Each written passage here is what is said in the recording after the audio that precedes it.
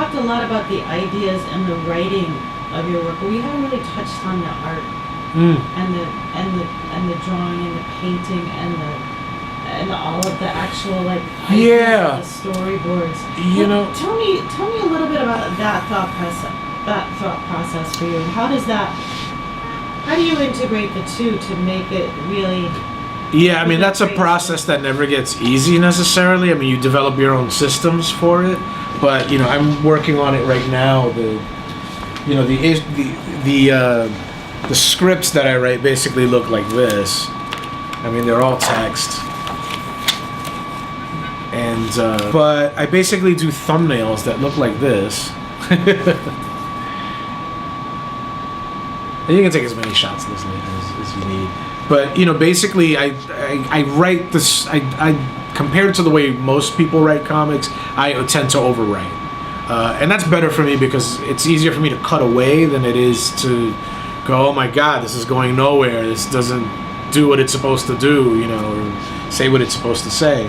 So I then map them out, and then from there I go into drawings. But in terms of my process, these images up here have actual dialogue on them. For the last 10 years, I actually put everything together in sort of post by using Photoshop, because I like having the images by themselves. Someday this stuff may get translated, but frankly, the real truth of it is there are times when I look at the stuff and I go, it doesn't need this. This person doesn't need to say anything here. The image speaks for itself. You know, the very first comics I saw, my mom got me this collection of Popeye comics, and they were in Spanish, because for selfish reasons she wanted to read them too, so that's what she got for me. Although, you know, I was able to read it as well, but she got really angry at me because at one point I took like the last 5 pages and cut the squares apart and rearranged them and sat them on, and I don't know why I did that, but that was the beginning of me creating this stuff, because at that age I couldn't draw very well. How old were you? I was probably about 4.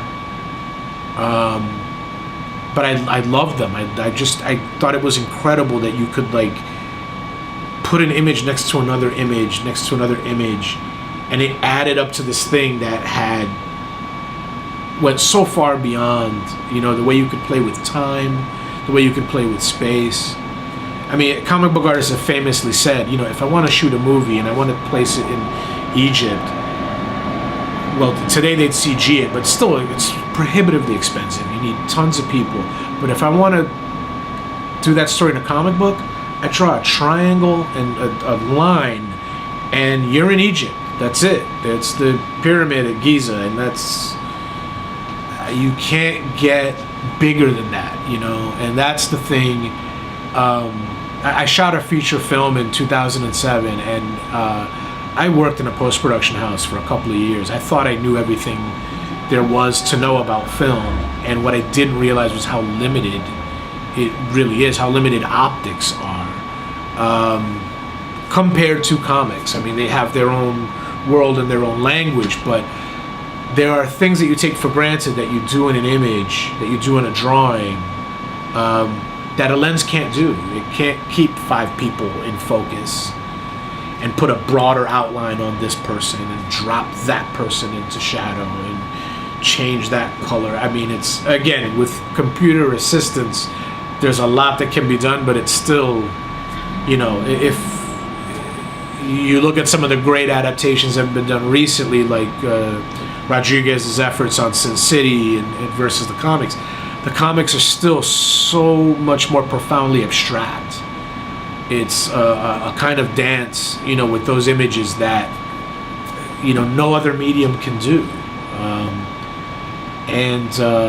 You know, for me, it was a way of, certainly the stuff I did and do in World War III Illustrated, it was a way of me showing the world as I saw it, which was very hard to do for me in prose. You know, I wanted to be able to show, it's like, you know, don't look at all this other stuff, look at this thing right here. this moment or this tragedy or this happiness or whatever it is that happens to be the thing that needs to be communicated. So comic books they're incredibly plastic, and I still find new things in them every day.